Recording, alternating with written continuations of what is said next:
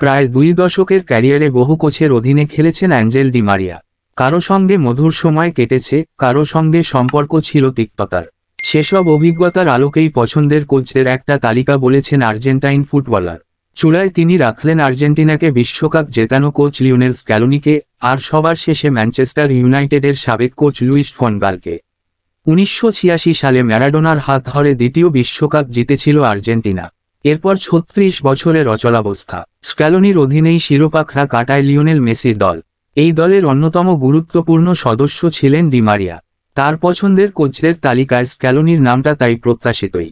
অধিকন্তু এই কোচকে সবার সেরা বলে অভিহিত করলেন ডি মারিয়া। পছন্দের কোচদের নাম জিজ্ঞেস করা হলে ESPN আর্জেন্টিনাকে ডি মারিয়া বলেন, ব্যাপারটা কঠিন। তবে নিঃসন্দেহে প্রথমজন স্ক্যালোনি। যে কোনো বিবেচনায় উনি মহৎ কোচ। তার কোচিং স্টাফরা, প্লেয়ারদের সঙ্গে যোগাযোগ, সবই ভালো। পারফেক্ট। 4 বছর আগে পৃথিবীর মায়া কাটিয়েছেন আলেহান্দ্রো সাবেয়া। তার অধীনেই 2014 বিশ্বকাপ খেলেছিল আর্জেন্টিনা।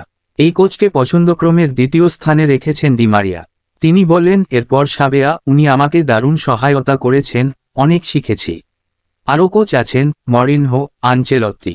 আরও আছেন, বাছাই করা কঠিন। 2014 সালে রিয়াল মাদ্রিদ থেকে রেকর্ড 75 মিলিয়ন ইউরোতে ডি মারিয়াকে কিনেছিল ম্যানচেস্টার ইউনাইটেড, গায়ে তুলে দিয়েছিল বিখ্যাত 7 নম্বর জার্সি, যা পরে অতীতে খেলেছেন George Best, Eric Cantona, David Beckham ও ক্রিস্টিয়ানো রোনালদোর মতো খেলোয়াড়রা।